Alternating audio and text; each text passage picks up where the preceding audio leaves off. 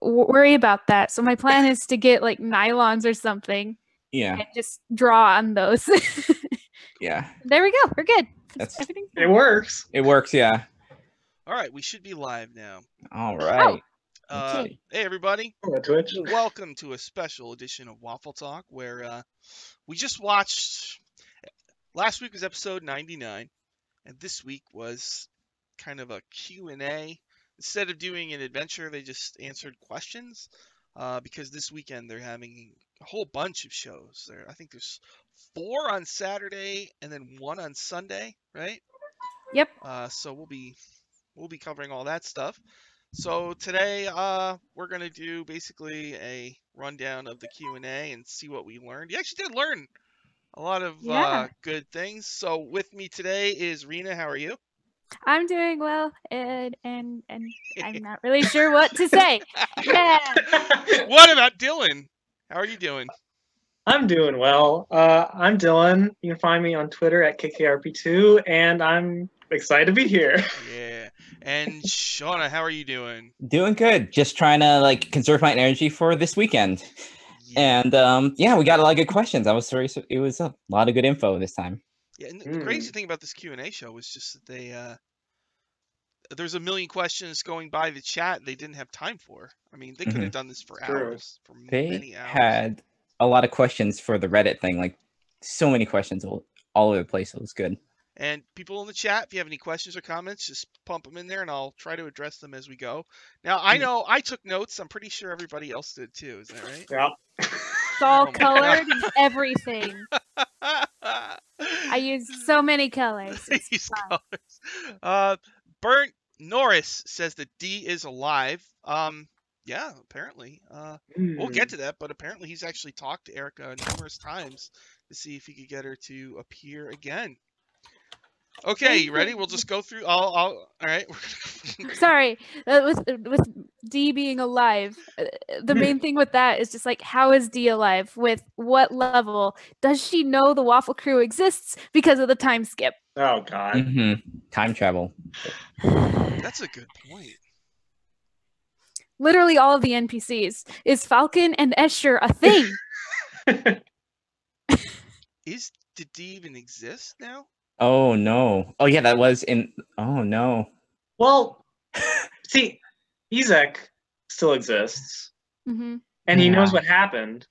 So yeah, but there's that whole. Who knows?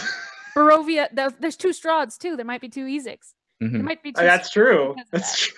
So is there 2 weird. Ds? Is there 2 Ds now? I don't know. Maybe. The original might have died, and that's how Chris would bring her back if she does play D again. Yeah. Maybe. True. Maybe. Because there was that whole foreshadowing, pardon the pun, with Paulton's shadow. Yeah. And D. We don't know what happened to D. No, we do not. We don't. Yeah. First of the million questions. Oh, well, Chris jokingly claimed that he knows what's coming out in 2025. Do you think that's true? Jokingly? I don't know. He probably. I believe him. They probably have some sort of plan for. Yeah. Maybe not exact, but maybe. A vague idea. Yeah, they might have ideas. He's been working on this for 2 years, or this last one, and it's. Yeah. Maybe. We're in. All right, 5th edition is super popular. Do you think? Do you think they would make a 6th edition anytime soon? I don't think so. I think it's doing its thing. They haven't done what they've done in the past of, in past editions where there's just splat books everywhere. Yeah. They've been keeping fairly It's definitely not 3.5. It wasn't 4th either.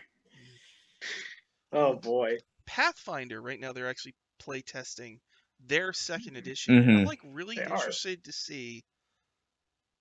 Because, D&D 5th edition came about because of a massive playtest. And the result was where they stripped it down and got rid of all of that kind of Pathfinder-y kind of stuff. So now it's I'm wondering in this playtest if that's going to happen again. Or if those people playtesting it like Pathfinder and they like the complexity. And then it's weird. It's okay, well, what are they going to want to change? I'm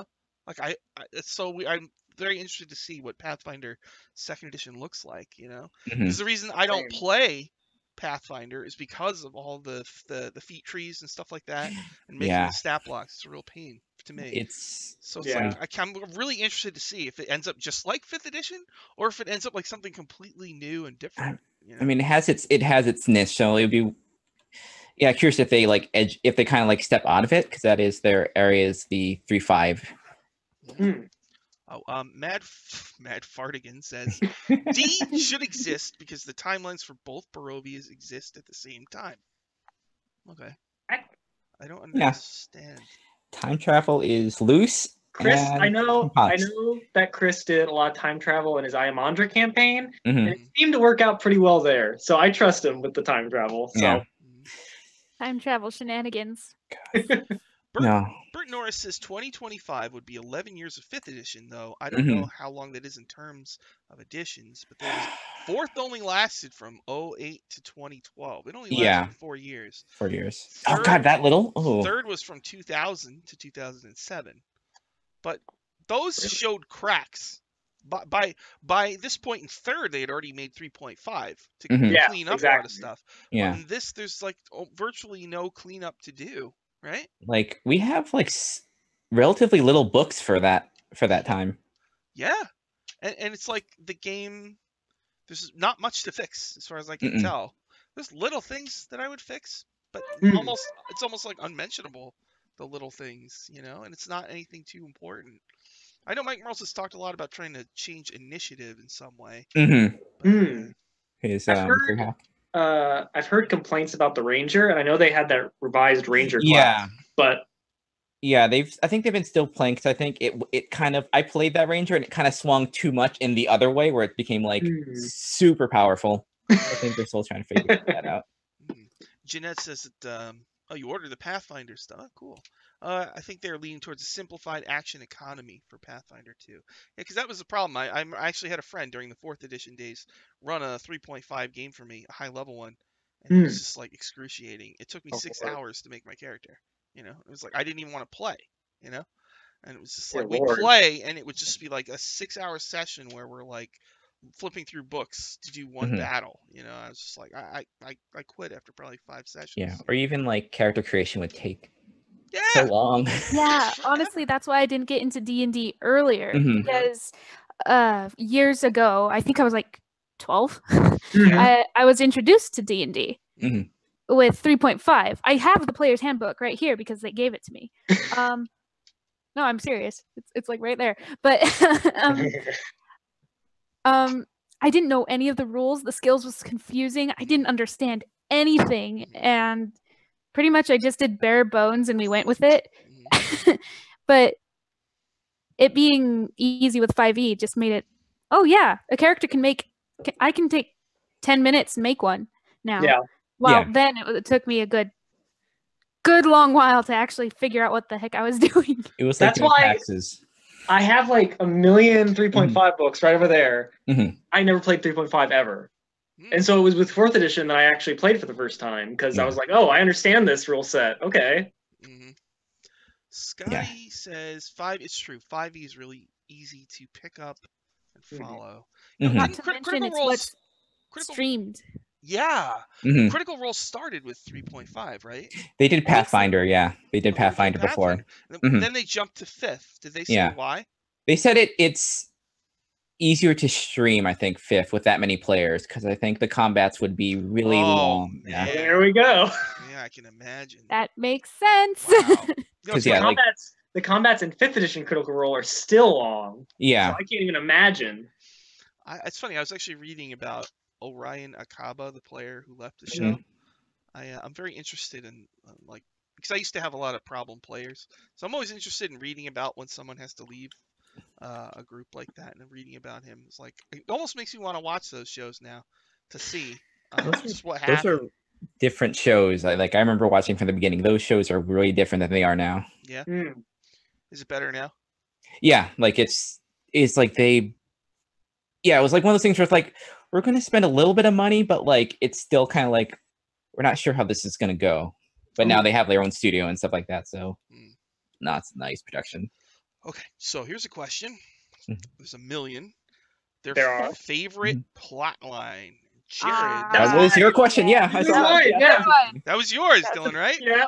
Nicely done. Nice. You got right. I was so happy. Yeah. Did you put it in the chat or was it on? I had it on Twitter. Oh, on Twitter. Yeah. Favorite plot line. So Jared said Strahd, and Chris confirmed they're not done with Strahd. And we had a number of hints that he might be showing up this weekend. Can't tell if those were joking or not. Right. Does episode even if they were with Chris, he could be like, that's a good idea actually. I'm gonna do that. Yeah, it's true. With his prep, yeah, like it's gonna. That's true. That's true. You just like leech something on them. Especially because right after that, somebody said, "Does episode 100 feature Strahd at a ball?" Which sounds like a really cool idea, right? Yeah. Holly said the Ring of Winter and the party rivalry, and anything Planescape. Those mercy killers, man. Yes. Yes. I get so excited every time that comes up. My favorite plot line is the whole Skizzix, Dietz Keys, Shemeshka thing. Everything was Shemeshka, I swear. Yeah. You guys have any favorites? Just newer. Oh, geez. Probably Ring of Winter for me. Really? Because that was just so emotional. Though it left me traumatized out of watching it for a while. I was just like, I don't want to watch dice camera action. But it was. I had to give it a break for a little while, and then I came back and I'm like, oh, I'm so glad I did. Wow. Oh my God, I didn't know that. What about Shauna? Favorite?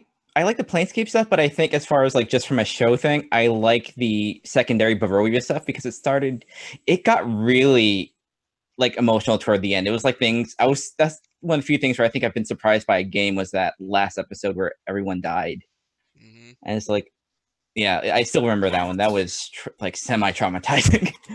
They always split up. That too. Yes. The 50-year time skip. I couldn't believe it. I'm like, this is a dream. This is a dream, right? Like 50 years? What? And Chris was cool because he rolled with that so seamlessly. Yeah. He dead-eyed them like the entire is this they're all freaking he's just like this is what's happening. Yep. Krognus says the best part of 5e is the more diverse community that plays it. Is that true? Pathfinder more Is Pathfinder more like old-timey kind of I wouldn't know. I'm new to this scene. There's not a lot of Pathfinder streams, is there? No. Not as many. They've been trying. They've been trying. That's a bummer because people should run their adventure paths. I would love to watch that. There are a lot of great adventure paths. Awesome. Yeah. I'm going to be running Hell's Rebels in a couple months. You are. Crapping my pants. I'm so excited about it. Bert Norris. I got the tail end of the the Ring of Winter arcs. That one's pretty special, but it's hard to beat Strahd. And Jeanette says that Strahd's story was great. Going back and like, oh wait, but the wedding stuff was See, I started I started watching DCA right before Shemeshka showed up. Oh. And when she showed up, I was like, no way. Chris is using Shemeshka the Marauder? Yeah. I have a question for everybody. When did you start watching? When did everyone start watching? Stream beginning.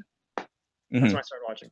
The beginning. Like the first episode I caught live was 16.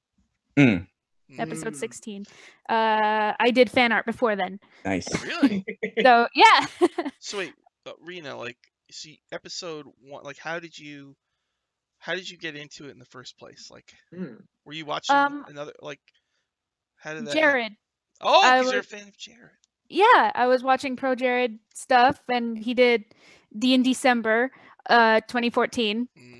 That's why I knew that because I was going through a hard time. Really? Yeah. Living in Japan where you don't speak the language kind of sucks. You get isolated. So I kind of turned towards the internet and YouTube. And that's when I got back into D&D at the same time, that December. And I started hunting for a whole bunch of streams. It's a surprise I didn't find Critical Role, to be honest. So I found games that Jared ran on his YouTube with his friends. I found some people who play on Node. I think you Node. covered them, Sean. Mm-hmm.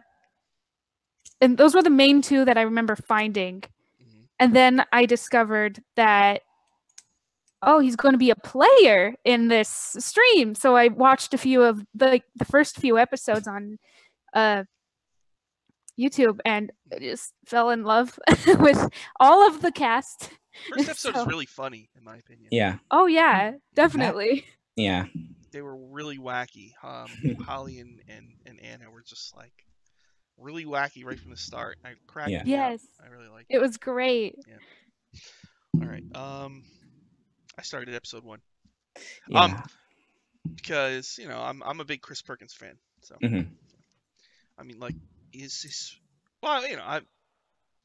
Umbra. I've been a D&D fan forever. But I mean, for me, like in 4th edition when he wrote those DM experience columns, that was when I really became a big Perkins enthusiast. Because those columns were really good. It helped me a lot. So, and I got to talk to him on the phone. I've told this story. You have an Amber Temple thing? Yeah. Yeah. Mm-hmm. They did a what's wrong with 4th edition phone call thing. So I called and I'm expecting like some random person to pick up. He's like, Chris Perkins, and I'm like, hi. He's like, yeah, you want to talk about 4th? And I'm like, yes, I do. And that guy listened to me ramble for over an hour. It was amazing. So cool. That's awesome. Right. Nice. Yes. So, all right, here we go. Let's see. Something about things that changed. Jared says that Diath was not meant to be so serious in the beginning. That was my question, yeah. That was your question? Yeah. Yeah, it was. I saw that on Twitter. Oh my God. Yeah. Yeah, things that changed between character creation and like a couple episodes in, like if there's anything that they lost or changed with their characters. So Dylan, the first question was from Dylan. Second question was from Shauna. And mine was 2 or 3 after that. Amazing. It's a conspiracy. I was in the chat and I timed it. I was watching Holly's face. And I was like, is she looking? Is she looking? And I'm like, worked once, didn't work after that. Things have changed. Jared, Diath was not so serious. Evelyn originally had a thing about germs, but she forgot about it. And Strix was not a witch originally. I always thought she was kind of a witchy person. No? That's weird, right? Yeah, she kind of ended up being. Yeah, she started being like more dustman-y than like witch at the beginning. True. Probably because that's how she made money. Yeah, Scotty says he heard about it from Holly's Twitter, and it all 1004 started around Harshnag's death. Here, there's the guy who played Harshnag. I always get him mixed up with Sam Sykes. I think the guy who plays Harshnag, his name was Joe. And he does a YouTube show. Harshnag's not dead, I don't think. Right? He is. Oh, he is dead? Oh, rest in peace, Harshnag. I mean, he fell, but they went to find his body and it was gone, right? Joe Hill. That's right, Jeanette. Thank you. Yeah, Joe Hill. So, in theory, he could come back. In theory. Let's see. In theory. All right. I don't know if anybody can get me on this. I can't read my own handwriting. Why is Simon squatting? That doesn't sound right. What? Why is Simon... Was this like Simon? Oh, was this where it was like Simon learning how to play music or something? Is that what that one was? Yeah. If that's your next note, I know Simon says it wasn't supposed to be that angsty, but. So glad everybody took notes. Yeah. Color coded and everything. This one doesn't make any sense either. I'm not technically human? ? Oh, that was from yesterday's Dark and Dicey stream. Yeah. What do you mean? He said, I guess Paulton was in it, and he said, I'm technically human, but it's because he considers himself not because he's died so many times. So Paulton was on Dark and Dicey. What did he do? I don't know. I'm still catching up. Yeah. I watched a little bit of it. Yeah. It's hard. It starts to become hard when the other characters appear on other streams. Because I know when they appear on the C team, I have to like kind of like struggle to get those episodes in sometimes. They're really good. I feel That's like my current situation. Yeah, me too. I feel like Hell's Bells. I watched half of and that episode Sunday. From what I've seen so far, was freaking awesome. Oh, Shauna. thanks. It was really Thanks. good. Catching up on that too, but I yeah. love your character, Shauna. Thanks. Yeah, there's so many like there's so many like people I know that are doing like like you're like everyone else's stuff that it's I put those I think a lot of times like ahead of like like the other ones because I know you guys. Same. I feel like I need to go watch those Acquisitions Inc. episodes with Strix and with Dieth. I feel like I should watch them, and I should probably write them up too because they seem like they're going to be important for this. Dieth one is pretty important, I think. Yeah. Yeah. I feel like, and that'll also help me because I've seen like a couple of C-Team shows, but I feel like that'll help me rev up for this weekend's mega crossover. And people watching, we will be doing shows at the end of each night. So I'll have probably a mix of people. Whoever I can get here, and then probably some Dungeon Academy players as well. Sweet. That's gonna be a thing. Oh my god. I mean, it's gonna be great. 4 shows on Saturday. Yeah. And the big one, I think, the Sunday one, I think, is gonna be the big stuff. So sad. That's the main one. He was talking about the co-DMs because him and Jerry were co-DM. Yeah. I did that once. My friend was running a game called Spycraft, and we tried to co-DM it, and it did not work at all. Because I'm kind of like, I have severe ADHD, so sometimes I would have an idea, and I would just like barf it up, but it didn't fit what we had already planned. So then he was kind of like, "What are you doing?" So it didn't work. I don't know how. How do you? You know what I mean? Like. Also, Kate Welch had the best name for it. DMO Gorgon. Yes. That's good. I love. DMO Gorgon. That's good. Yeah, Kate Welch is really good at finding like good names for things. It's so good. It's so good. Okay, so I'm not technically human. You only die. Nate tried to explain you only die so many times before you are something else altogether. That was his explanation for the comment. And then came my fabulous question, which I put question in capital marks. And then I asked, does Warrington Munt live in the house? Because I don't know you guys, but I'm like, where's Warrington Munt? I like hearing the voice. I like the hippo guy NPC. I don't want him to go away. So, and then I wrote, he's off finding guns. Oh, he's still in the city, maybe. Hopefully. So the explanation was that he was shopping with Magnus. Magnus ditched him in the city, and he doesn't know where the characters are. So he's wandering around. I mean, he's wandering around, a hippo man wandering around in Waterdeep, like, but the thing about that is, time has passed, right? Because they were in the house for a while, at least a week or two, and he's still wandering. I mean, enough to get comfortable-ish. Yeah. He probably signed on to a ship or something, I guess, right? Possible. He has nowhere to live, so I fully expect Chris to pull a.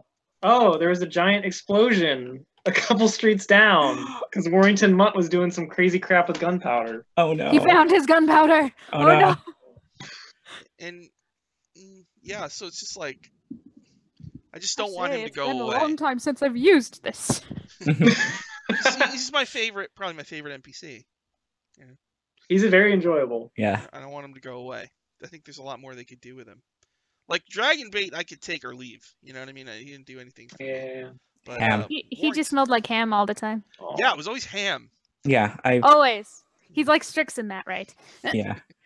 I've seen other some of the other campaigns on the D&D channel do Dragon Bait. I have never seen him smell like ham as much as with DCA. He smells like ham constantly. Does he smell like brimstone or roses? Yeah, they would cycle through scents, but no, he was always ham. Always ham. Someone should make like a short bit of brimstone, and then nope, it's back to ham. Someone should make like a big list of the smells and the emotions matched to them. There is. But it was like in the book, it was like there's like 4, I think. Yeah, I want one with like 30. You know? Oh yeah. Give him because there's lots of emotions. Yeah, exactly. Make him more emotionally complex than just ham all the time. Like ham, hot dog, sausage. Those are all different.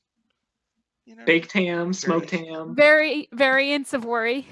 Exactly. Right, yeah. Yes. And what does hot dog mean? What is that? And Hot then dog try is... to piece it together. Oh, hot dog water. Makes me want to use. Gross. Now it makes me want to use Dragon Bait. Oh, hot dog water. Always can if you want. Yeah. What's that smell? Scott's favorite NPC is Bag of Nails. Oh. Yeah. Still alive. Nails. Okay. I love that so much. They asked about the funniest part. The funny thing about this is there's a lot of really funny parts in the show, but when they asked that question, I couldn't think of anything. And the answer was same. something that Nate said. Yeah. The ones Chris thinks. Oh, the shows that Chris thinks are going to be kind of fun and funny aren't. Like he goes into them and he's talking about how Simon says we're gonna have Simon tell dad jokes today. This will be like a light little fun thing. And then Simon died like 10 minutes in. And yeah, but I couldn't think of any funny parts, even though there's like a million funny parts. I couldn't think of them. I remember clipping a few, not very many, but I do remember it's like it was a clip, and that was it. And I was like, that's funny. I'm gonna clip it, and that's all I remember. Yeah, I only think of the werewolf thing funny. Oh yeah, kind of in retrospect, because during the show it was like, oh no. Uncanny Doge and Subwoofer. Subwoofer. I can't remember what Strix's was. Subwoofer. That's good. I just know there's probably been like 5 times where Anna said something that like killed me, like dying laughing. I would mark them in I could go back and look at my recaps and I'd tell you, but like she cracks me up, man. And Holly's really funny too, and Chris, they're all really funny. But yeah, there's been a lot of really funny moments. But at the times, like, gosh, I can't think of anything that sticks out right now. But all right, so I feel like it's partially put on the spot. Oh. Yeah, exactly. Yeah. I guess it's just because you don't. And you know what? That's one of the reasons I started recapping my games in the first place. Is because I wanted to mark down the little things that you're going to forget later. I used to actually record the session, then I would listen to it and type up a recap. And there's all these funny jokes that you would never remember again unless you did that. So that's how I get started recapping. Yeah, I think that's one of the ones I clipped. Like, oh, that was funny. It was like, yeah. And, you don't want to. Evelyn went something like, "Oh, this place must be holy," and they're in the Ember Temple. Oh. I have a. And then DF's like, "Yeah, it scared the holy shit out of us," or something like that. Like I have a cassette tape recording of a game I ran when in high school, and like listening to it now is like it's like a treasure, It's like a time capsule, and it's just like a really.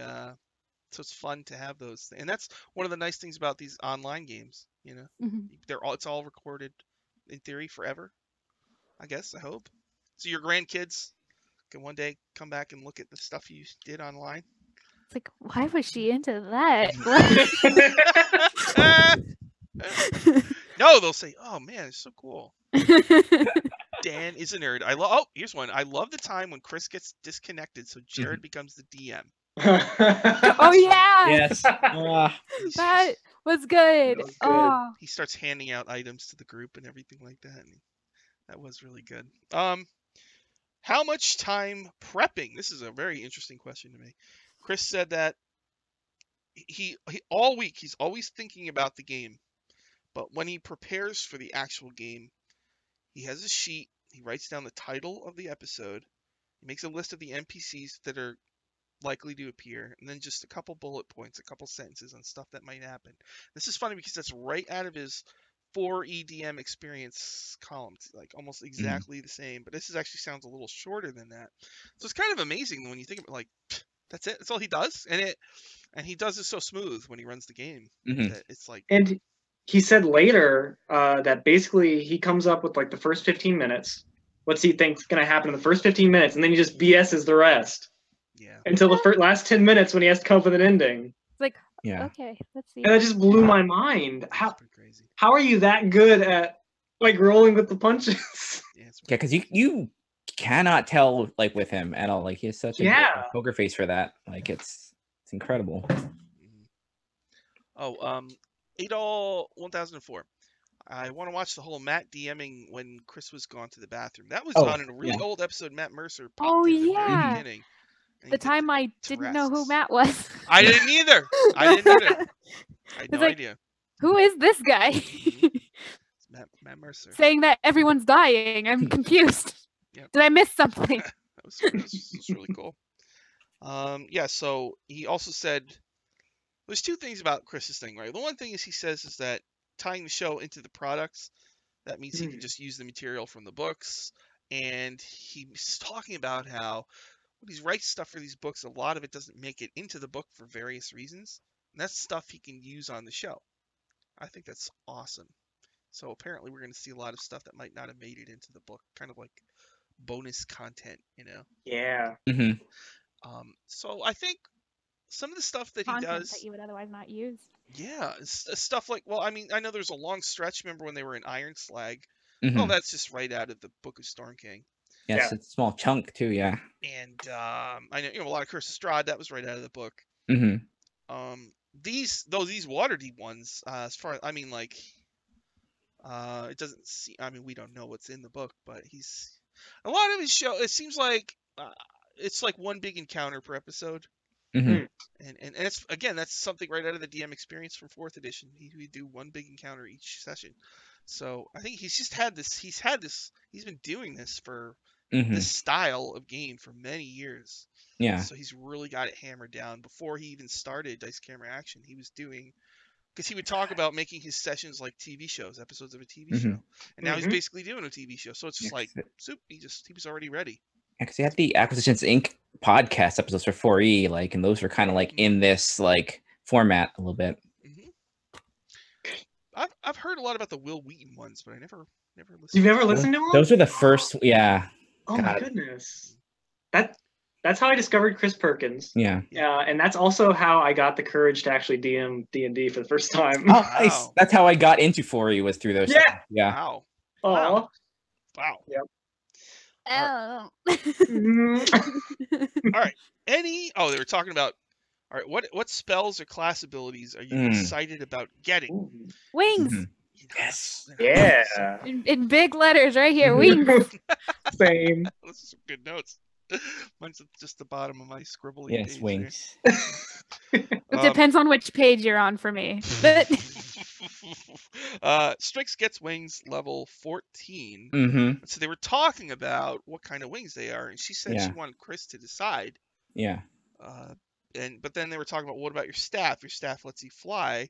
She said, I'm assuming at some point the staff will break. And that's like you're just lobbing it up for Chris to. Oh, okay, well, I'll break your staff. It's like, okay, I'll just. Yeah, Kayla made a really good like drawing. I think after like the episode that she was on, it was kind of like the wings were kind of like this, kind of like a cloak. They were like bat wings. Bat wings. Really cool. Yeah. Yeah, that sounds cool. I like the pigeon wing idea. Sounded really strange to me. It could be. Yeah, we'll see. Trash witch.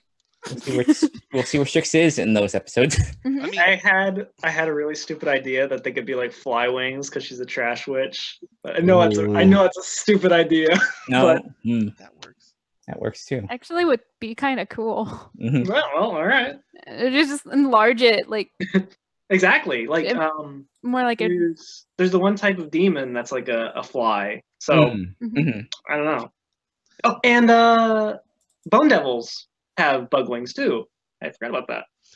Yes. So, who knows? Dan is a nerd says another great moment was when the baby Waffles falls out of Evelyn's bag and she's trying to convince Chris that she was paying close attention, but he's just like, "You got a 5." I think that was in Iron Slag, right? Yeah. Oh, it was the end of the episode where he's setting up the pets. Yeah. Yeah. Iron Slag was like a big thing.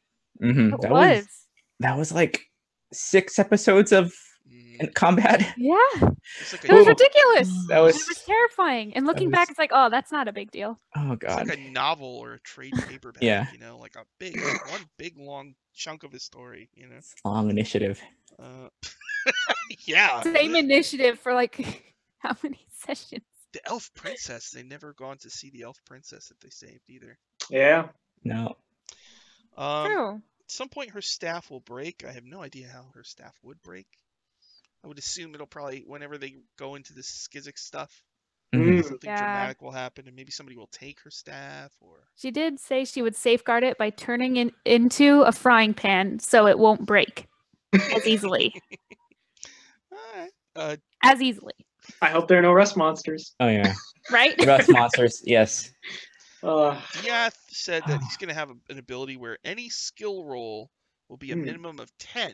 Specifically dexterity. Yep. Dang. Yep. That's, Not any of them, but ones that he felt like he should be good at. He's a rogue. I didn't understand this next one. Evelyn said find greater steed, and that when she was in heaven, she actually got her greater steed, but then Chris took it away. You got a Pegasus. Yeah. Pegasus. Yeah, Morning Glory was a Pegasus. So she can't summon. I don't know version? what level spell is the greater steed spell. It's a 4th level spell. Yep. Okay. So like the steed that she summons now, what is it? Is it just a horse? Just a horse. Just a horse. Oh. I thought it was a normal horse. It's a pretty horse, but it's a horse. It's not a scary bone horse anymore, so that's good. Yeah. She started with the negatives. All right. And it was still Morning Glory. It was. You just add a U in there. Yeah. Yes. Paulton says he's going to get mass suggestion. And he'll have 12 people. He's so weird in combat. He does strange things, doesn't he? He hides. Good. Yeah. We've talked about this before. He hides. He never. Does he still have the Sun Sword, or did he give that away? He has it, I think. He still has it. But the last time I remember it actually being used was Simulacrum Paulton. Yeah. Performing some sort of seppuku. Yeah. Both Strix and Paulton have Counterspell. They were talking about that like that was a negative. I don't think that's a negative. Counterspell is super good. You always like having multiple uses of that. Yeah. It's nice. If you have 2 people with Counterspell, if someone counterspells the first Counterspell, you can Counterspell just like stack, the magic stack. He mentioned as well that he chose Counterspell and Banishment when he was having the Ring of Winter. So like, okay, so how can I get rid of Strix? Oh yeah, that's right. Because like, it could have been permanent though if kept it up. Oh yeah. Which raised the question for me: where would Strix go if she got banished? Because she's a planner. Yeah. And she's from Sigil, but no one's native to Sigil technically. So where would she go? Barovia. Possibly. Well, didn't somebody get banished? Am I thinking it was a different show? I thought someone got banished. Someone did. Was that Diath when he went to? Shemeshka banished him. Shemeshka took him through the. Did she banish him? I don't think she banished. Did she banish? He said banishment. The banishment spell. Okay. That much I remember. Okay. And that's so maybe she'd go to Sigil. Yeah. So two characters with Counterspell I think is good. They're gonna run into a bad guy, spellcaster bad guy, and they can completely shut that bad guy down. They haven't had a spellcaster bad guy in a while, so that's gonna be useful. All right. Then they talked about swapping characters for an episode, and basically Jared and Nate wanted to switch characters. Yeah. So I didn't catch the other two. It's what they wanted to play though. They never. I don't think they ever addressed it. They moved on to favorite ships. Jared's like, all of them. All of them, yeah. All of them. Escher and Paulton was a big one. Yeah. And Paulton and everybody, just anyone. Bag of Nails and Klauth. Yeah, that was. Then later on in the episode, they talked about my favorite, Evil Diath and Evil Evelyn. That's my favorite. And of Shar. And apparently Shar is a bigger deal now. Yeah, they're their own enemy now. Like the players have given Chris so much. That's the best. I love that. It's so good. Let's see. I don't know anything about Pokemon. What kind of Pokemon do you use? I don't remember what Strix said about hers. Miss Magia. Oh, Miss Magus. Miss Magius. Miss Mag. Okay. Got it. Should I pull up some pictures? No. It is cute. They're all cute. Yeah, you have. Go ahead. Yeah. I'm on it. All right. Has so and Diath. This one would make sense for Diath. It's Ninjask. He's a ninja bug. Okay. He gets really fast. Diath is going to be the next Hokage. Yes. Yeah. What's that? That's Strix's, I believe. Of course, yeah. Yes. Well, what's the name of that one? Miss Magius, Miss Magius. Okay, Evelyn. Evelyn is just anything cute. I want to see. Do you have this pony tub person? Yeah. It's a fire horse. It's basically a nightmare. Pony tub. Like a good nightmare, like not a scary evil. Yeah, not an evil, scary black nightmare. Yeah. That one. Paulton is Zapdos. He's the only one who chose a legendary. Oh, is it? Because of course he did. Not the ice bird. Not Articuno. No. No, he chose the meme lord. Yeah. From Of course. Pokemon Go. Of course. Oh. Yeah. Well. My first obsession, guys. I know. All right. Zapdos. What is I'm curious, what does EV look like? Eevee. Oh, Looks that like would a make sense Pomeranian. for her. It looks like a Fennec Fox Pomeranian, right? Yeah. Here, I'll pull one up. Yeah, I'm curious. Cutest critter ever. It's the baby. Yeah. Well, it looks okay. I recognize that thing. Yeah. Right. And she'd totally be a Sylveon if she evolved. What is Diath's deal with cages? Oh. We'll find out. He has claustrophobia. I don't know. We're finding out.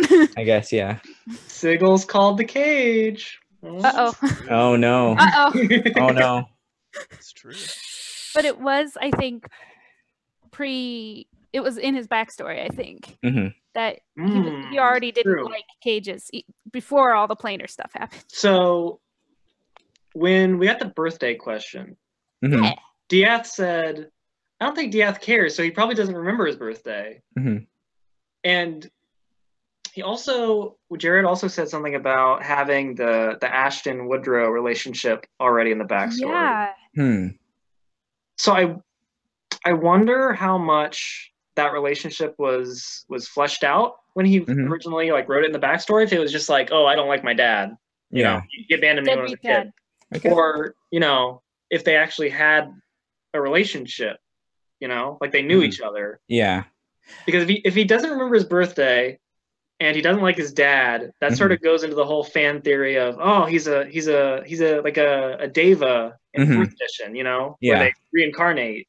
So that was really interesting to me. Is Evelyn the only one that knows when their birthday is? Oh my gosh. I think so. Oh no. Wow. Like thinking about it, Paulton probably doesn't know his unless he lived for a certain amount of time before his parents died in front of him, which he might because he remembers that. Strix was, for lack of a better word, kidnapped. And Diath was abandoned. So Evelyn is the only one with family that is even has a chance of being okay with seeing again. Yeah. Yikes. Dang. There was a question about Omen and Evelyn. Mm-hmm. What's going to happen there? Mm-hmm. I'm excited to see Paulton's reaction to all that. I don't think you can't charm paladins, right? You can't. No. You can't charm paladins. Oh no. No. Oh no. I've tried many times in my home game. It's like is it a charisma save or is it just like they might just have something where they just can't be charmed? Yeah, it's just an aura. Yeah. Like everyone within 10 feet. Nope, can't charge me. Sorry. Wow. Okay. Oh no. Didn't know that. Yep. Adol says Paulton has to be Smeargle. Smeargle. Oh, Smeargle? Smeargle. I'll get him. I'm on it. Yes. God. Yes. Who is Smeargle? He's my artist boy. He's an artist? Yeah. His tail is a paintbrush. Really? Yeah. Oh. Yeah. That's Paulton? Oh, that's his Pokemon? All right. I mean, he has. But if we're going based off of that, it should be something like Swablu, because it knows sing. All right. So Omen Jigglypuff. I was gonna say Jigglypuff Bolton. Yeah. Oh Yes! my God, that's so good. It casts sleep. All right. So the thing about Puff. Omen and Evelyn, like the thing about that is, that's my God. okay. Yeah, I know that one. That's a classic one. It's a really good name. The thing about Omen and Evelyn is like Omen's Paulton. They're gonna be together for 5 shows, but that's it. And then it's back. Paulton's back. So Most of the Omen and Evelyn stuff is RP off of the show. Letters, right? Yeah. There was something in C Team, where he was making a letter to Evelyn and he wrote on the wrong piece of paper. Mm-hmm. Oh, that's right. Okay. Interesting. Oh, it's gonna be a mess. It's gonna be very, very interesting. It's gonna be great. It's gonna be a great mess. That's what it's gonna be. These are gonna be good shows. They're gonna be good shows this weekend. The thing that Chris said, where they're like gonna split time between Waterdeep and Red Larch, was interesting. Because Red Larch is outside of Waterdeep, in like it's a caravan town, right? Yeah, I think so. Yeah, So it's from Princes of the Apocalypse. They detail. Yeah. So when Evelyn goes there, it's like right outside Waterdeep on the road. Could Evelyn run into the little boy's family? Who she met potentially. Yeah. Because he's from a horse family. So and they probably would meet them anyway because they were the ones who commissioned the statue. Yeah. Interesting. Already been setting up. Will D and Bag of Nails return? He talked quite a bit about trying to get Erica on the show a number of times, but she has a scheduling conflict. Yeah, so scheduling is probably someday. I don't remember. Did he say anything about Bag of Nails coming back? Scheduling, I think, also was. Something. Yeah, that's what I caught. Ever since Bag of Nails disappeared, and then Chris mentioned at the end of that one Acquisitions Inc. show that the Jim Dark Magic clone woke up and saw Bag of Nails. I've always suspected he might be on the next Ac Inc. show that Chris does. Because it's going to be an Ac, for. So I don't know. Are there any cons coming up? What's the next? West. West is coming up. Oh, that's right. At the end of the summer. Yep. Okay. Let's see. There was the multi-class one. Yeah, multi-class. Evelyn couldn't think of one. Chris said he would be a barbarian. Yes. Diaz said he'd do ranger. On brand. Why did I write this? Chris picks. Oh, is this Chris picked them for them? Chris picked on first, like what he would automatically just, that might work. And then I think Jared was the only one who gave options for Diaz. So Chris picked a monk for Diaz, which, and he said to get rid of the weapons. I'm like, Ken's a monk though. True. Yeah, but those daggers have not done him any good though.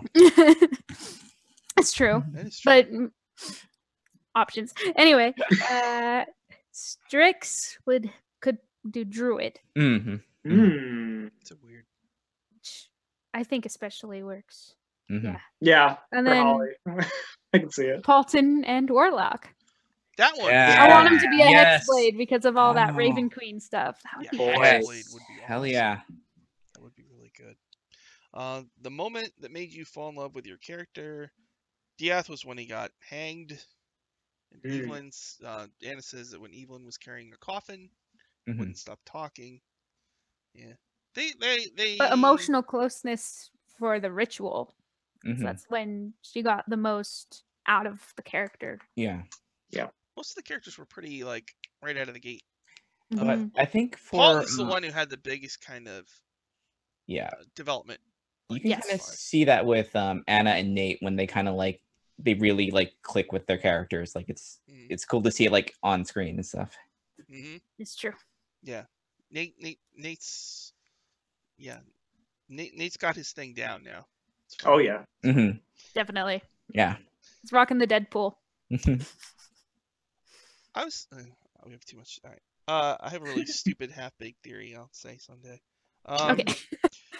Let's see. How has the game changed you? Chris says the The show shows the strength of the community and that the art that people make provides great ideas. And is kind of the show has made the entire group be more creative.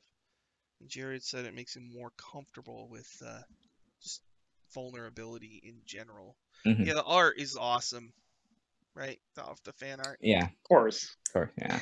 Like, I think was Evil Evelyn actually first a piece of art? It was. Right? And, yep. And it was so awesome that they decided to make it in the game. Yep. That's really cool. That's really cool. Yeah. And now, evidently, it's going to have big ramifications, according to Chris. So yeah, there you go. Great. Yeah. Excitement. And Anna said that there's a story behind Evil Evelyn that I guess she made and sent to Chris, and it does relate in some way to the Waffle Crew.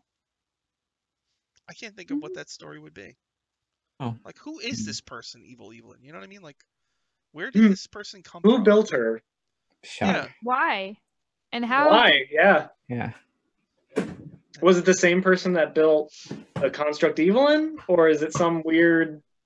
I don't know. Well, the person who made Construct Evelyn was that creepy guy dwarf in that dwarven citadel. citadel. He's so creepy. Yeah. And so, did he make another one? But why would he do that? Because he's a creep. And you do remember why he made the Evelyn one, right? Yeah, just... Yeah, you know. Well, maybe... And if it... Okay, wait, I got an idea. Ready? Uh-oh. Go maybe, remember, that was the place where there was the doppelganger king who needed their help. He was going to get assassinated. Maybe he got assassinated or something by someone with a beef with the Waffle Crew. And so they found Creepy Dude making another Evelyn doll. And they decided, but again, how did they infuse, like, how did they animate it?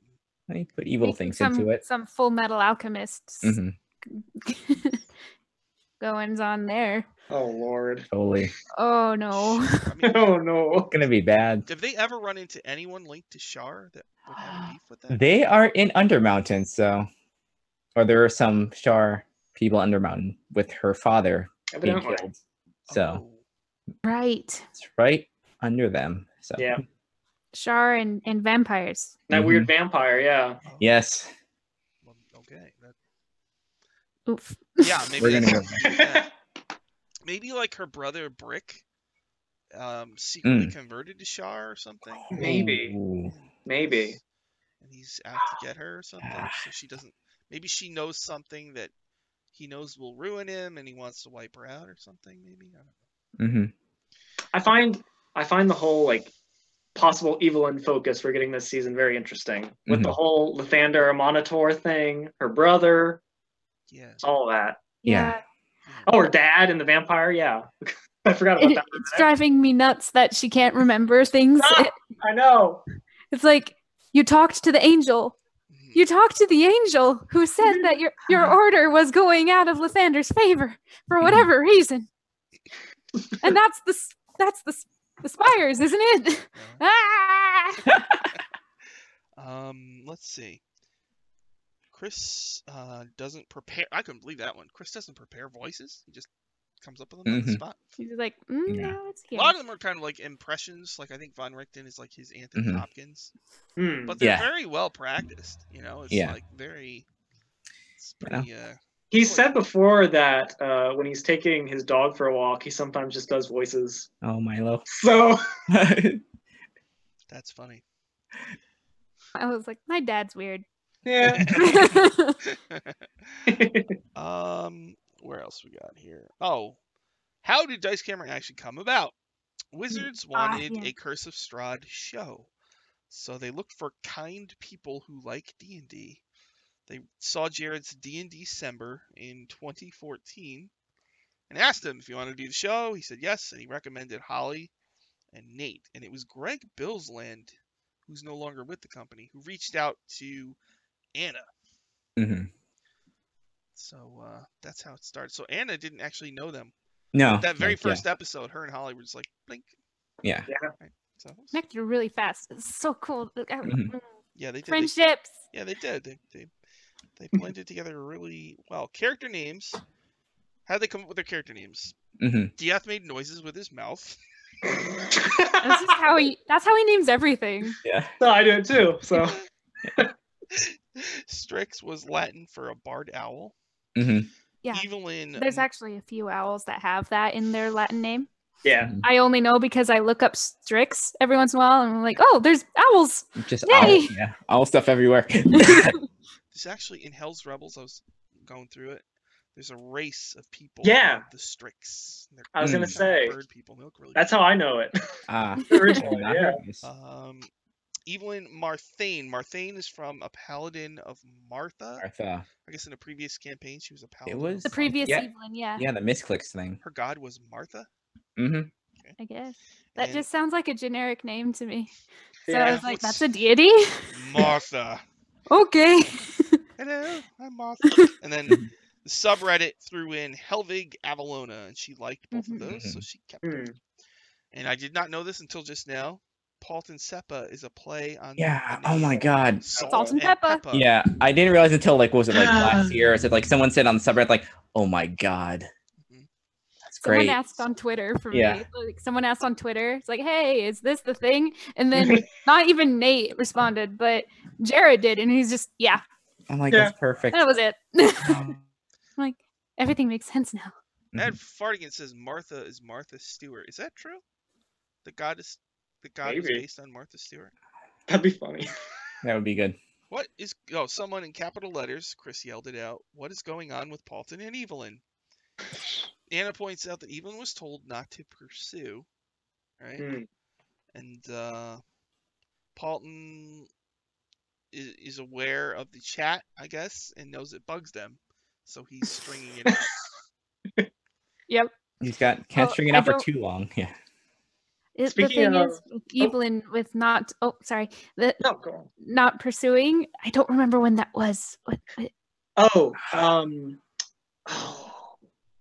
I forget who told her that, but someone told her that, and then yada yada yada. She died. Then the angel said, "Oh no, it's all right, dude. Embrace your fine. feelings." Yeah, Defender's cool with this. Yeah. and then she forgot. So Yep, that's great. back to Like, square I one. know Diaz said to just keep at it, but it's like, I don't know. That was episode 73. That was a long time ago. Mhm. Oh. Speaking of relationships and Diath, he had a previous girlfriend. Yeah. What's up with that? It was before he met Strix. Before he met Strix. hmm Yeah. That's all I know. Yeah. What That's all happened? any of us knows, I think. What happened to the what? So It's in the evidently, backstory, and he hasn't shared it. evidently, if what Chris said is to be believed, she's still alive Yeah. because might be a guest star playing her in the future. Maybe Jared's wife. Yeah. Who knows? Yeah, that would be great. Maybe Diaz has a thing for tieflings. Who knows? Oh my Oh. god. Oh Watch it, wow! Dancing Link. Wow. That'd be hilarious. Oh, I'm trying to think of who this person could be, but I don't. I was wondering, since he said his amethyst has such value to him, if she might have given him the amethyst. he has this backstory for the amethyst, though, doesn't he? Yeah. Oh, I don't know. I haven't looked. What is Yeah, he it was. Oh, sorry. You go go ahead. ahead. No, go ahead. It was revealed on episode 73. Mhm. He was just listening to a adventuring party talking about their successful raid on the cavern with gnolls in it or something, and knowing that they often overlook things, he went and looked, and it was just behind a barrel. I forgot about that. Thank you. Right. My goodness. That's right. Yeah. I forgot about that. It was the first. And it's only so sentimental because it was his first treasure. Mhm. Yeah. That's gonna get taken after By this episode. Shemeshka. That's gonna get taken now because it means a lot. Yep. Oh, Shemeshka, you lovely woman. Oh boy. Maybe it'll get turned into a magic item or something. Maybe. Oh, that would be cool. Mm-hmm. Doesn't Paulton now have a necklace with a ring and a cog on it? Yes. Yeah. He started getting nightmares after he got that back. It's fine. Everything's fine. Yes, interesting. What item will you lose next? Death. Oh. Amethyst. Speaking of, Simon, and they pointed out, they got a discussion of Simon got his soul seconds before he died. Yeah. Episode 40. I looked it up. Episode 40 is when Simon got his soul. Is he still dead, or is he back? Simon. Simon's a strange case because he did die then. And then Evelyn gathered as many pieces as possible and gave it to Flamebane, and he ended up making an Evelyn. And then Evelyn got in the construct body, and then they went to Barovia. Then they went back in time and found Simon again. Oh yeah, that's right. Oh no. And then that Simon got killed by the Balhanoth. Yeah. Did they ever? Yeah. I don't even remember. Did they ever put him back together again after that, or? Yeah. Yeah. The Omen did another resurrection spell on that one. Right. Okay. And his soul did show up in the Soulmonger, though Evelyn doesn't remember that. Oh, okay. That's right. Okay, so I was gonna say maybe he doesn't have his soul, but if a resurrection worked on him, then yeah, he would have to. So yeah, they visualize a soul in there. That brings up a good question. That's not the Simon that had the soul. A good point. Wait, what Simon's soul is this? I don't know. Why are there so many? Oh. He had a twin brother. Oh. It's the same Simon. Time travel, man. That's weird because he's Piddlewick 2 in Curse of Strahd, but there was a Piddlewick 1. And I think Piddlewick 1 is from an older product. He's a jester. And so I'd have to go read up on it, but this might be Piddlewick 1. I don't know. Piddlewick the First was actually a real life jester. Yeah? Oh, okay. Yeah, who was brought and made people laugh, and then something happened, and they're like, wait, we need our jester, so they made a second Piddlewick to... I'm going based off of, like, who is this Simon character? I remember looking it all up. Because he had art. I knew he existed. Jeanette is saying Piddlewick 2 killed Piddlewick 1. Oh, I think that's right, yeah. Oh my. Yeah, Piddlewick 2 shoved him down the stairs. I remember that. Because he's mischievous. And if there's stairs, he will push you down. Oh, okay. Also, he just wants friends. And also, he brings cookies and milk upstairs for something. No. It's the cat outside the window. It's my headcanon. I want that to be the case. You should ask Strix if that's normal first for him. All right, there was a question. Oh, okay, a couple things. First, what would have happened if Paulton hadn't saved Evelyn in episode 52 when she was getting devoured by the Soulmonger? Chris says that she would have been in the Soulmonger, probably would have died, or at least for the time being. Anna would have had to make a new character, or Yeah. Just like, whoa. Wow. That would have been really weird. Clutch roll. Before they knew all the information, then the way they got rid of the Soulmonger ended up being Evelyn being in the Soulmonger anyway. Yeah. Yeah. It's true. If Evelyn was dead after that, she wouldn't have went back to Barovia either, would she? Because that happened after. Yep. Dear Lord. There's so much stuff that so much stuff. That role is very important. It's a very important role. Because she was making all those speeches and stuff, so it's like it makes sense. She would have just died. Man. I wonder what the DC was. I wonder if Chris had like, there's no chance of this happening unless it's a 20. Like, what if he rolled a 17? I wonder if he would have let that. You know what I mean? Let's see. There's something. Okay. Nightmares changed. Oh, they had said what their nightmares were, but some of those had come true. So the question was about blah blah blah. Like, what are your new nightmares? And something came up about Baba Yaga. Baba Yaga. Yeah, I wrote that in my notes. Yep. Yeah. What was it? I don't have a lot more written. So we learned that Chris is the one who suggested Baba Yaga in Strix's backstory, which is really interesting. I wonder why he suggested it in the first place. And I don't even know. I don't want to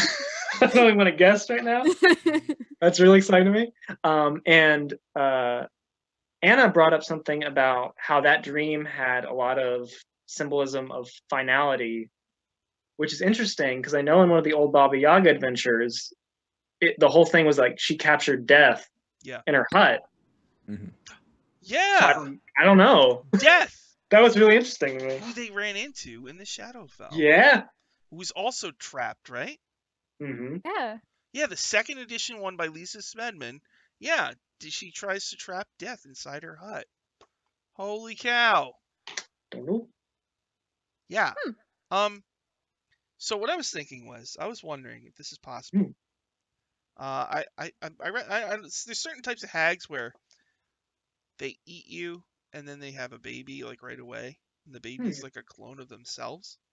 I think that's most tags. And I'm kind of wondering if Strix doesn't remember this, but Baba Yaga ate her and gave birth to her, but hasn't like molded her appearance to look the same. But in truth, she's going to be Baba Yaga's daughter or successor or something. I was kind of wondering if that was possible. Because she was fairly young when she went into it's like I was gonna say it's like usually an infant, and then I'm like, wait. Although no, she didn't do that with Tasha Igwilf, or and what's her name? The Mad. Is it Elena? Elena, yeah, Elena the Mad. She didn't do that with them.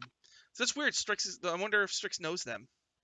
I was gonna say, I wonder if Strix knows Igwilf. Yeah, Tasha, and oh my goodness. I was also kind of wondering maybe if he asked her to do that. I mean, because it's a very famous first edition adventure. It was the Baba Yaga. I mean, that would be a good giant book adventure. It would. Right? That'd be great. Baba Yaga's Dancing Hut, 5th edition adventure, you know? I mean, Pathfinder did a whole adventure path based around Baba Yaga, so... You go to World War II. Yeah, you do, and you fight Rasputin. Rasputin must die, right? So, like... Okay. Maybe Chris knows that, because they've always said that they have a general plan about what's coming out in the future. Yeah. That seems like something that would come out eventually, a Baba Yaga's Hut adventure. And Chris loves hags. Yeah. He loves them. There's hags in like every adventure. Everyone, exactly. Yeah. Even in stuff like Turtle Package, there's a hag. It's true. Oh yeah. There is. Oh. A lot of hags, man. All right, so that was my whacked out theory about Baba Yaga. Yay! We are like way out of time, and I still have so many questions. 3 pages left. So let's just blow through them real quick. All right, let's see. Do it. Wait, let's see. Let's see. What are the good ones? You guys go ahead. Just tell me the good ones, the ones that stick out to you. Rena, why don't you pick one that's good? And we'll just... Okay.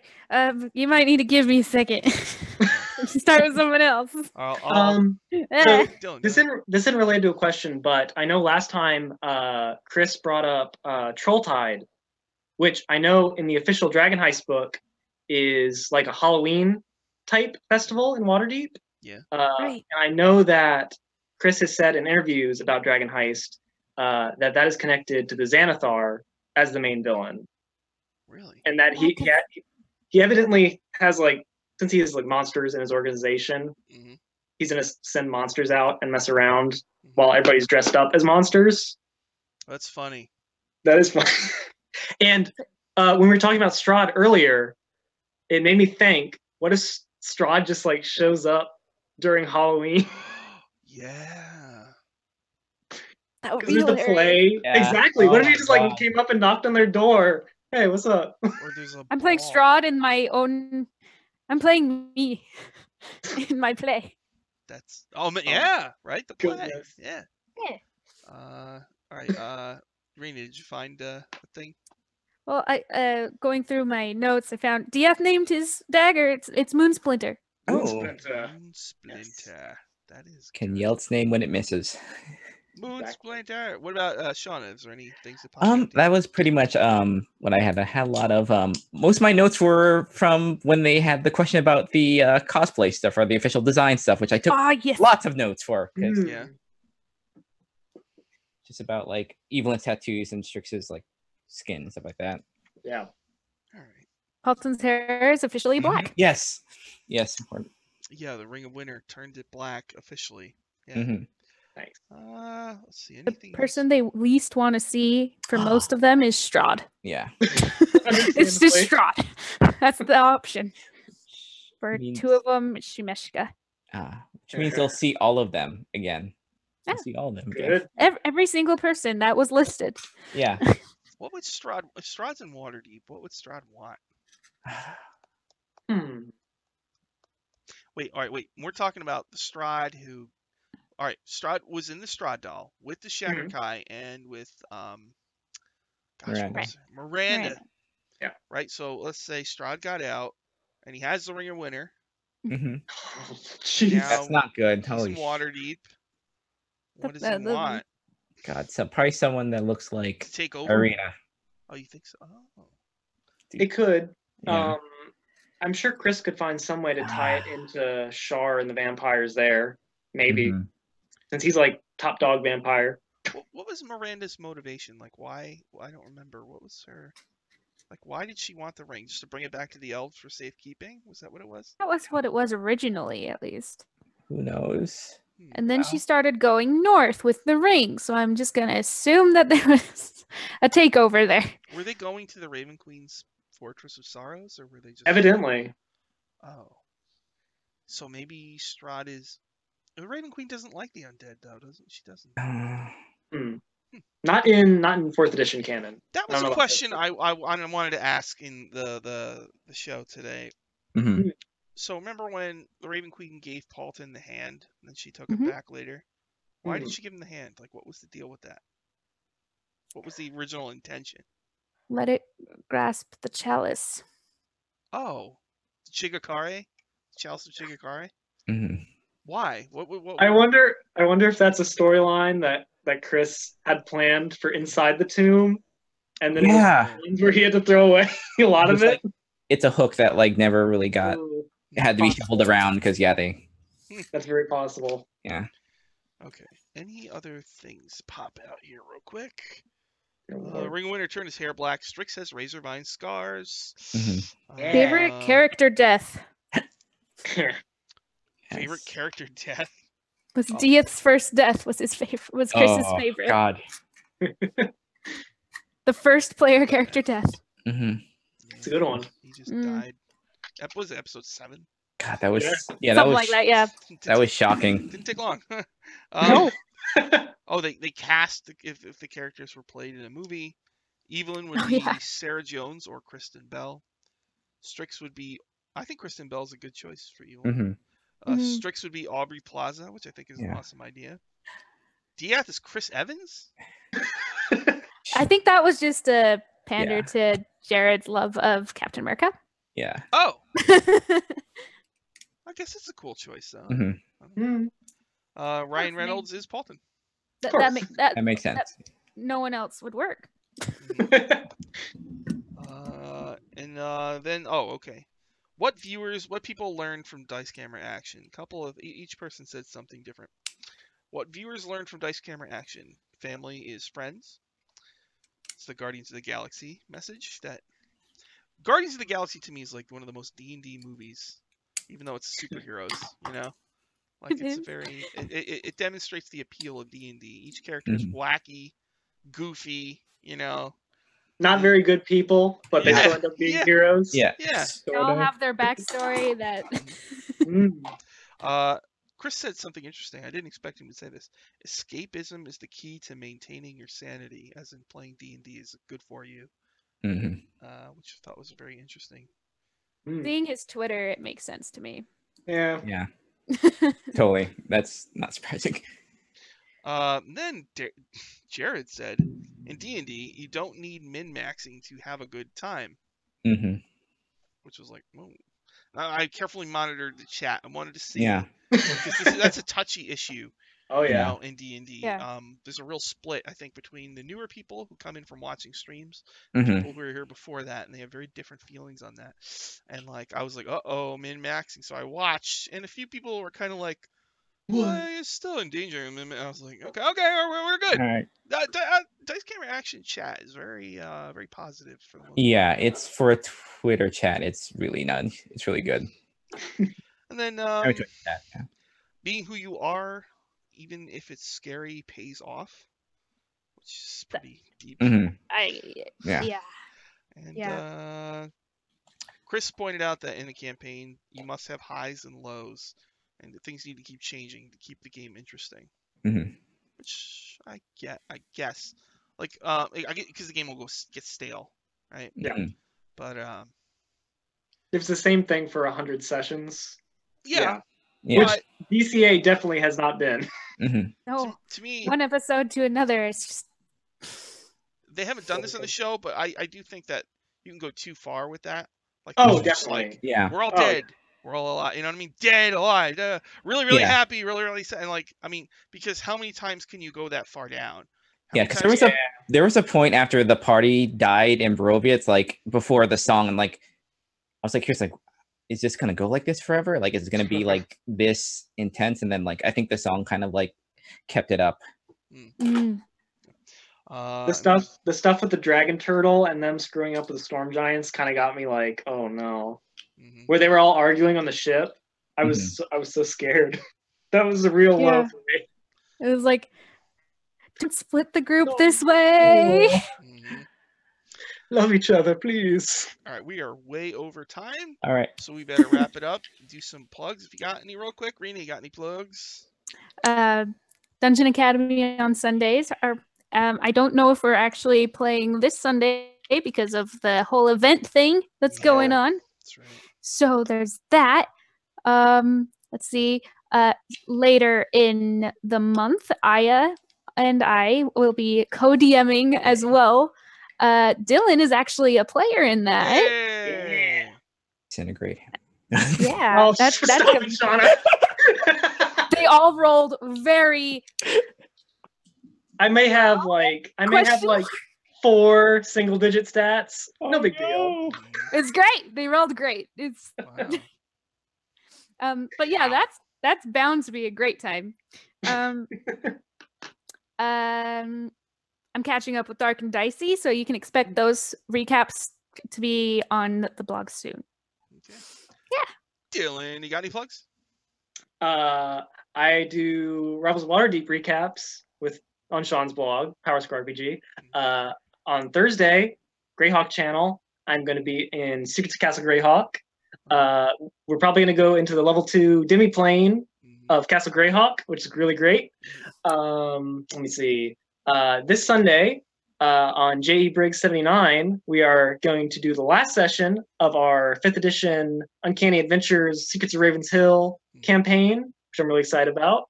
And next Tuesday, 7 o'clock, same time as DCA, which is kind of, I'm going to do Call of Cthulhu on J.E. Briggs 79 as well. Really weird stuff going on, French Revolution. It's really nasty. Awesome. All right.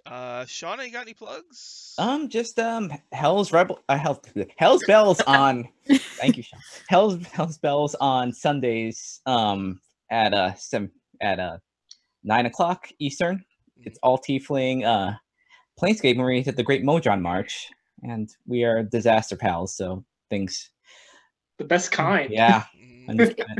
So many great shenanigans so far. You guys started. I know nobody cares about this but me. You started calling S34N. I that was like I just like oh, and it's stuff I'm like okay. It's me. We'll have it. D&D. Oh, you haven't watched it. Oh no. That episode, I've only got halfway through. That episode was awesome so far. Thanks. That was the one I was really looking forward to, where the Modrons actually march into the city. So, so a good one. Tomorrow I will be on the Greyhawk channel as a player. My character is Odos, the Githzerai. We're doing Mordenkainen's Path of the Plains right now. We're trapped between Hell and the Abyss, and we're trying to steal a Hellfire engine from Mordenkainen's Tome of Foes, so we can be like Mad Max and ride around in this giant steamroller from hell and destroy everybody with it. And I have a lot of plans for my character in that one. Thank God I wrote it all down right away, because I would have forgotten it if I didn't. I sent them all to the DM, so it's all logged in there. And then, Thursday, Secrets of Castle Greyhawk will be on the Greyhawk channel at 1 p.m. Eastern Time, and we'll go through the Mountain of Mirrors, which will be awesome. And it sounds like this weekend we're just gonna do the Waffle Talk. I probably won't run. I want to, but I don't think I can fit them in. So we'll be doing Waffle Talk Saturday night and Sunday night, and we're gonna talk about 4 shows in one day, and then 1 show on the other day. So hope you check it out. It'll be on Twitch, and then it'll be on YouTube. I'm all caught up on YouTube, so sweet. Yeah. You can Nice. do your thing. All those Eye on the Stream of Many Eyes shows are finally on YouTube for you to watch me in a weird place do weird things. Thanks, everybody. Bye, everybody. Bye. Thank you, everybody. We'll see you next time. Goodbye.